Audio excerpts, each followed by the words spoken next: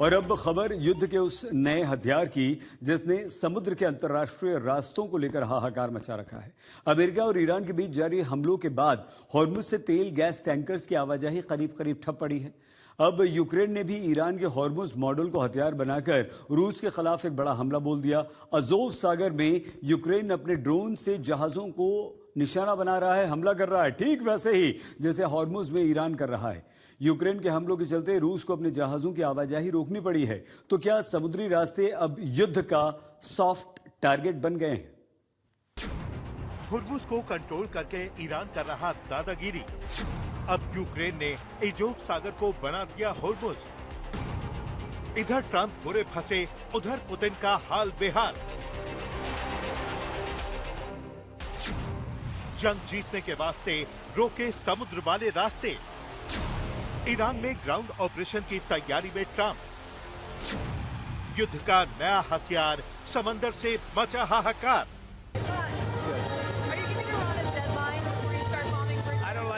Giving deadlines, but they pretty much know, they know the story. They better behave. Hormuz को control करके Iran ने America की सबसे कमजोर नस को दबा रखा है। अमेरिका की तमाम कोशिशों के बावजूद हॉर्मुज पर ईरान की इजाजत के बिना आवाजाही शुरू नहीं हुई है। बीते 5 दिनों से ईरान पर अमेरिकी सेना की भीषण बमबारी जारी है, लेकिन हॉर्मुज से गुजरने वाले जहाजों की संख्या लगातार कम हो रही है। ईरान ने दुनिया के 20% तेल और गैस की सप्लाई चेन को बंधक बना रखा है, तो वहीं ईरान की हॉर्मुज वाली रणनीति को अब रूस के खिलाफ यूक्रेन इस्तेमाल कर रहा है। अज़ोव सागर में यूक्रेन की सेना ने बीते 9 दिनों में रूस के 116 जहाजों को निशाना बनाया है। अब तक रूस इसी समुद्री रास्ते का इस्तेमाल यूक्रेन पर हमला करने के साथ साथ अपना सामान दुनिया के बाजारों तक पहुंचने के लिए करता था, लेकिन यूक्रेन के ड्रोन हमलों के बाद इस रूट से रूस को जहाजों की आवाजाही रोकनी पड़ी है। मतलब यही है कि युद्ध के इस काल में अंतर्राष्ट्रीय समुद्री रास्ते ही सबसे बड़ा हथियार बन गए हैं। ईरान पर ताबड़तोड़ हमलों के बावजूद ट्रंप हॉर्मुज को नहीं खुलवा सके, तो पुतिन भी अज़ोव सागर में यूक्रेन के हमलों को पूरी तरह रोकने में नाकाम हैं। तो क्या अब ईरान अमेरिका युद्ध और यूक्रेन रूस युद्ध में हार जीत का फैसला समंदर से होगा? आज हॉर्मुज पर बिछाए गए ईरान के चक्रव्यूह को भेदना अमेरिकी राष्ट्रपति के लिए सबसे बड़ी चुनौती है। इसी चुनौती से पार पाने के लिए ट्रंप ईरान के एटमी सेंटर, पुल और पावर प्लांट को निशाना बना सकते हैं। ईरान पर हमलों के बीच ट्रंप बार बार यही दावा कर रहे हैं कि हॉर्मुज खुला हुआ है, लेकिन आंकड़े ट्रंप के दावों को झूठा साबित करने के लिए काफी हैं। आंकड़ों को देखें तो बीते दिन सिर्फ 9 जहाजों ने हॉर्मुज को पार किया, जबकि मंगलवार को यह आंकड़ा 13 का था। युद्ध से पहले रोजाना औसतन 130 जहाज बेरोक टोक हॉर्मुज को पार करते थे, लेकिन 17 जून को शांति समझौते के एमओयू पर दस्तखत के बावजूद 24 जून को रिकॉर्ड 72 जहाजों ने हॉर्मुज पार किया था। लेकिन इसके बाद ही अमेरिका और ईरान के बीच फिर से युद्ध शुरू हो गया। ट्रंप यही ऐलान कर चुके हैं कि हॉर्मुज पर सिर्फ और सिर्फ अमेरिका का नियंत्रण होगा। हम उन्हें बहुत बुरी तरह मार रहे हैं। समुद्र किनारे जो कुछ भी उनके पास है, हम उसे निशाना बना रहे हैं। हॉर्मुज हर हाल में खुला रहेगा, क्योंकि ये दुनिया की ऊर्जा सप्लाई के लिए बेहद अहम समुद्री मार्ग है। इन लोगों से सिर्फ ताकत के जरिए ही बातचीत की जा सकती है, और असली ताकत सैन्य ताकत होती है। हमने वही किया है। ये हमले तब तक जारी रहेंगे जब तक कि मैं खुद ये न कह दूं कि अब ये काफी है। वॉल स्ट्रीट जर्नल में छपी रिपोर्ट के मुताबिक हॉर्मुज को खुलवाने के लिए ट्रंप ने बीते मंगलवार को सेना के टॉप अफसरों के साथ सैन्य विकल्पों पर चर्चा की थी। चर्चा के दौरान सैन्य अफसरों की तरफ से ट्रंप के सामने ग्राउंड ऑपरेशन का विकल्प भी रखा गया था।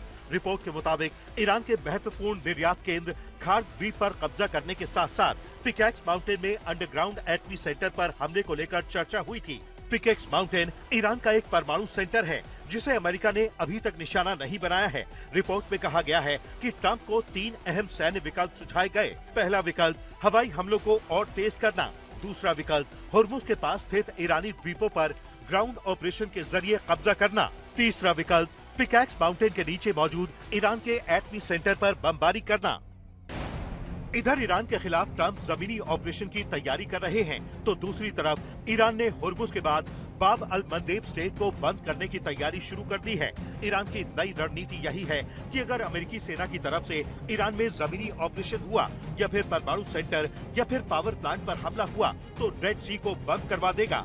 ईरान ने यमन के हुती को अल मंदेब स्ट्रेट को बंद करने के लिए तैयार रहने को कहा है। मतलब इस रूट से गुजरने वाले जहाजों को अब हुती निशाना बनाएंगे। हुती की तरफ से जारी बयान में कहा गया है कि संगठन ने रेड सी में जहाजों को निशाना बनाने की तैयारी पूरी कर ली है।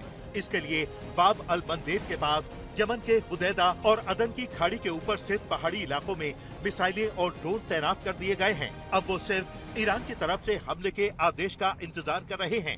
इसी कड़ी में ईरानी सेना ने ट्रंप को चेतावनी दी है कि अगर अमेरिकी हमले जारी रहे तो सरप्राइज गिफ्ट तैयार है। ईरान की सैन्य क्षमताओं का एक महत्वपूर्ण हिस्सा अभी तक इस्तेमाल नहीं किया गया है, लेकिन अमेरिकी हमले जारी रहे तो तेहरान की जवाबी कार्रवाई अमेरिका की सोच से कहीं आगे जाएगी और युद्ध के नए मोर्चे खोल सकती है। ईरान पड़ोसी और दूसरे मुस्लिम देशों के साथ सहयोग और भाईचारे के संबंधों के लिए प्रतिबद्ध है। ईरान का पड़ोसी देशों के साथ कोई संघर्ष नहीं है, लेकिन सशस्त्र बल ईरान की सुरक्षा, हितों और गरिमा की रक्षा को अपना प्राथमिक मिशन मानते हैं। ऐसे में संप्रभुता को बचाने के लिए ईरानी सेना कोई कसर नहीं छोड़ेगी। अगर अमेरिकी राष्ट्रपति अपने दुस्साहस और शत्रुतापूर्ण कार्रवाइयों पर अड़े रहते हैं तो उन्हें ईरानी सेना के सरप्राइज अटैक के लिए तैयार रहना चाहिए। दरअसल बाब अल मंदेब से दुनिया के कुल समुद्री तेल व्यापार का करीब 5% और कुल LNG व्यापार का लगभग 8 से 10% हिस्सा होकर गुजरता है। ये फारस की खाड़ी से यूरोप और उत्तरी अमेरिका जाने वाले ऊर्जा जहाजों के लिए एक अहम समुद्री रूट है। मतलब यही है कि ईरान पहले ही दुनिया के 20% तेल गैस की सप्लाई को अपने कंट्रोल में कर चुका है। अगर बाब अल मंदेब में भी हुती के हमले शुरू हुए तो दुनिया की करीब 30 से 35% तेल और गैस की सप्लाई चेन को ईरान ब्लॉक कर सकता है। ईरान ने अपने मंसूबे साफ कर दिए हैं। बड़ी बात यह है कि ईरान ने ये भी धमकी दी है कि ईरान के पावर प्लांट पर हमला हुआ तो मिडिल ईस्ट के बुनियादी ढांचों पर कहर टूटना तय है। अगर अमेरिका ने ईरान के बुनियादी ढांचे पर हमला किया तो तेहरान मिडिल ईस्ट में बचे हुए सभी बुनियादी ढांचों पर हमला करेगा। ईरान के संयम के चलते अब तक जो कुछ भी बरकरार रहा है, मतलब मिडिल ईस्ट के सभी बुनियादी ढांचे ईरानी सेना के शक्तिशाली प्रहारों के नीचे कुचले जाएंगे। ईरान किसी भी परिस्थिति में अमेरिका को होर्मुज में हस्तक्षेप करने की अनुमति नहीं देगा।